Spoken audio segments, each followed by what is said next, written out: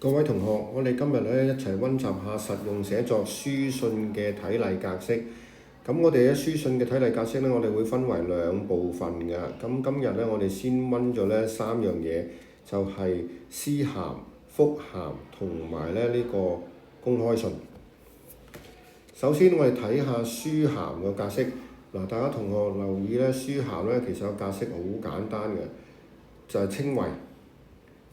稱謂咧就係頂格寫啦，咁啊寫俾邊一個啊？咁嗱，私人嘅函件嚟講咧，咁其實喺DSE 嚟講咧，應該考嘅機會咧係好微嘅。一般因為佢會切合翻你學生嘅身份嘅。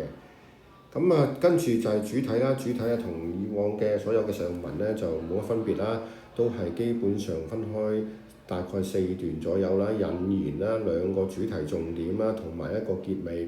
跟住咧就係祝頌語。祝福嗰個人啊，究竟係點樣啊？祝生活愉快啊，祝工作順利啊，等等啦。咁跟住啊，自稱啦，你一個咩身份去寫咧？署名啦，署名後面記住啦，謹上啊、上啊呢啲啦。嗱，嗰個謹字咧有一個恭敬嘅意思，一般書函咧就未必需要嘅。咁最後咧就拍晒左邊咧就係日期。好啦，咁跟住咧我哋會講投訴信同埋覆函嘅。投訴信我會特別咧就去提一提大家咧，就係首尾段點樣去寫嘅。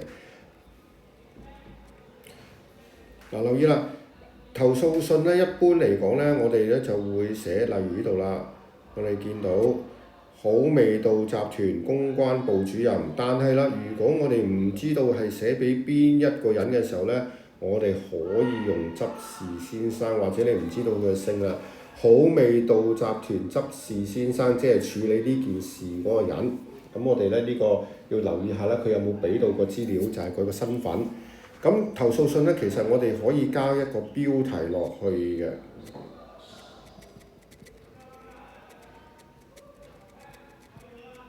個標題咧就係有關乜乜乜乜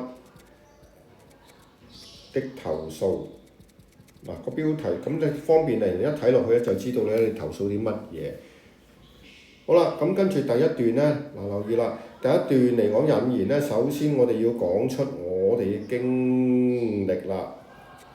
本人喺幾時咧光顧貴公司？留意記住啊，貴公司前面有個空格㗎，位於東海區嘅蛋糕分店，現欲向貴公司反映咧就有關職員失職嘅問題。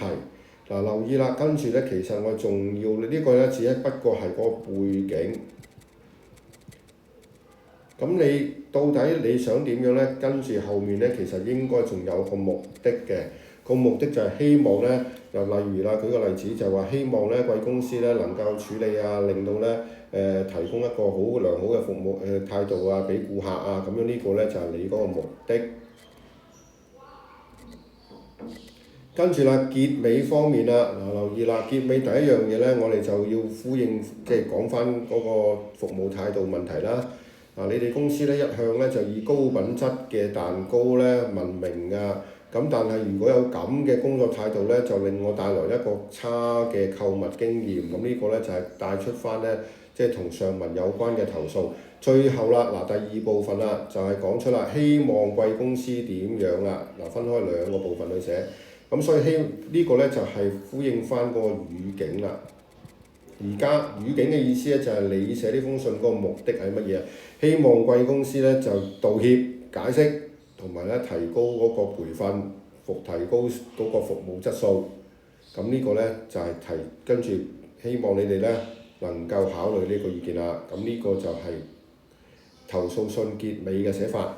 跟住然之後啦，祝頌語啦。祝工作順利啊！留意啦，因為寫俾咧嗰個公關部經理啊、執事先生啊，咁你冇理由咧就寫生活愉快啊，咁所以喺咁嘅情形咧就寫工作順利啦。咁跟住顧客陳一鳴上啊，或者上係可以啦。跟住年月日，咁呢個係投訴信方面嘅。好啦，咁跟住啦，覆函啦，我哋用翻呢一個投訴信咧嚟到做覆函啦，覆函翻陳一鳴先生，咁因為呢度咧就唔同啦，你需要提翻佢個名嘅邊一個寄信。我哋要學幾個字嘅傾接，即係呢就收到你封信啊，幾時寄嚟嘅信啊，咁投訴啲乜嘢？呢個呢就係嗰個背景。跟住啦，本公司呢即刻做咗啲乜嘢啦？呢個呢就話俾你聽啦，甚為關注啦。咁作出調查呢，現回覆呢個調查結果，咁就係呢個回覆呢，就係佢做嘅嘢啦。咁我哋可以當係目的啦。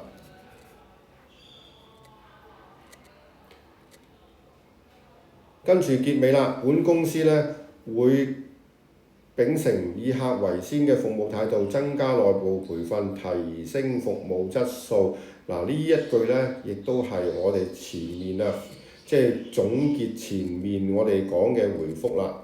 咁但係其實應該後面呢仲有兩句㗎，兩句呢就係呼應翻個語境啦。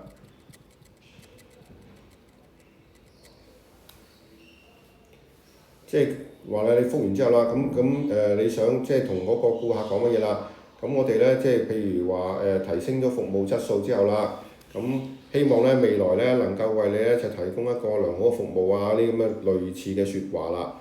跟住今次呢個祝頌語呢就唔同咗啦，咁就係生活愉快嘅，大家同學留意啦，因為之前寫俾人哋做嘢一個呢就工作順利，咁而家呢，你冇理由回覆個客人又叫工作順利㗎，咁所以我哋呢就生活愉快啦。跟住就以咩身份啊？公關部主任啊，叫劉其明啊，咁嘅緊啟啦。2021年7月14日啦。好啦，咁跟住下一樣呢，就係介紹嘅呢就係公開信啦。公開信呢，就係舊年呢個 DSE 嘅題目啦。咁我哋留意啦，第一樣嘢啦，就係寫俾邊一個啦？各位呢個呢，就係個受文者啦。香港大學嘅教職員工，更加相信呢，就如果寫嘅時候呢，通常你以學生身份呢，就係各位同學就足夠㗎啦。咁跟住呢個呢，就係標題啦，疫情防疫工作咁我頭先講咗啦，公開嘅其實信件嚟講呢，好多呢都可以寫呢一個標題嘅。投訴信我哋有寫啦，咁甚至乎我哋頭先覆函亦都可以寫上標題嘅。不過但係就唔同啦，有關乜乜乜乜的回覆咁樣去寫啦嚇，咁個標題呢就唔係投訴啦，今次呢就係回覆啦。咁跟住第一樣嘢啦，就帶出個語境啦。近日傳染性肺炎引起嘅疫情嚴重，為咗保障全體學生及教職員嘅健康安全，提供安心嘅環境嘅就學環境啦。所以呢，就落實以下嘅措施呢嚟到減低個風險。呢一個呢，就係嗰個語境啦。應該叫做背景啦嚇。咁跟住啦，呢度呢就係個目的啦，就希望減低個傳染風險。好啦，結尾啦。防疫工作呢，就係一條漫長嘅路，請各位注意個人衞生，大家共同協作和面對。呢個呢就係總結翻佢上面啦，因為啲防疫措施嘛。咁我哋防疫措施究竟係想點？就係呢樣嘢啦，要大家共同面對啦。跟住然之後呢，就呼應翻個語境啦，希望每個人都做到呢，能夠保護到呢嗰個校園環境啦。咁呢個呢，就係呼應翻個語境啦。跟住再寫啦，署名啦，香港大學疫情防治小組劉思琪緊啟。咁2021年1月8日啦。呢度呢，亦都可以呢，加翻啲祝頌語啦。因為講疫情啦、健康啦，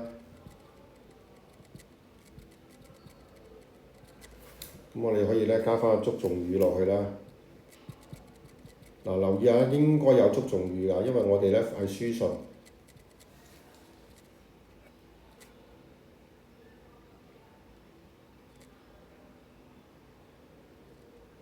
好啦，我哋講到呢度啦。